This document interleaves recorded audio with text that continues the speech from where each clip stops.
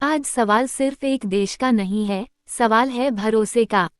अगर एक देश खुलेआम कहे कि भारत के लिए हमारा रास्ता हमेशा खुला रहेगा, तो क्या ये सच में दोस्ती है या सिर्फ रणनीति? ईरान ने साफ कहा है कि स्ट्रेट ऑफ हॉर्मुज़ भारत के लिए खुला रहेगा। वही रास्ता जिससे दुनिया का बड़ा हिस्सा तेल गुजरता है। लेकिन इसी के साथ ईरान ने अमेरिका पर भरोसा न करने की बात भी कही है। अब सोचिए, क्या ये सिर्फ बयान है या दुनिया को दिया गया एक बड़ा संदेश? ईरान के राजदूत ने कहा कि अगर अमेरिका उनकी शर्तें माने, तभी बातचीत आगे बढ़ सकती है। यानी एक तरफ बातचीत का दरवाज़ा खुला है, दूसरी तरफ शर्तों की दीवार खड़ी है। सबसे बड़ा सवाल, क्या भारत इस पूरे खेल में सिर्फ एक ग्राहक है या एक रणनीतिक साझेदार? क्योंकि भारत की अर्थव्यवस्था काफ़ी हद तक तेल पर निर्भर है, और अगर हॉर्मुज़ स्ट्रेट बंद होता है, तो इसका सीधा असर भारत की जेब पर पड़ेगा।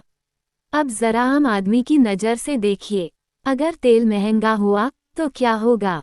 पेट्रोल डीजल के दाम बढ़ेंगे, ट्रांसपोर्ट महंगा होगा, महंगाई बढ़ेगी, और अंत में सबसे ज़्यादा असर पड़ेगा आम जनता पर। लेकिन क्या सरकार इस खतरे के लिए तैयार है? सरकार से सीधा सवाल, क्या भारत के पास कोई बैकअप प्लान है अगर हॉर्मुज़ स्ट्रेट में संकट आता है?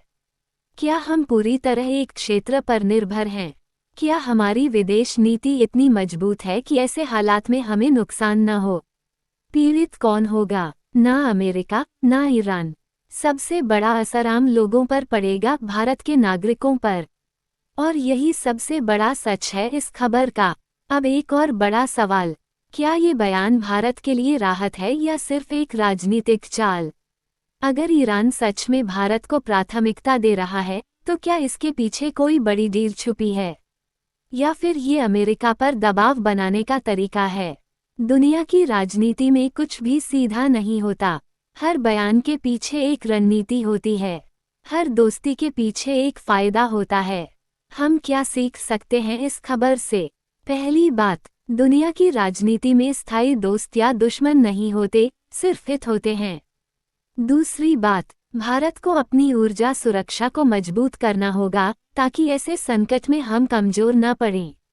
तीसरी बात, आम जनता को समझना होगा कि अंतर्राष्ट्रीय राजनीति का सीधा उनकी जिंदगी पर पड़ता है। और आखिर में, ये सिर्फ ईरान और अमेरिका की लड़ाई नहीं है।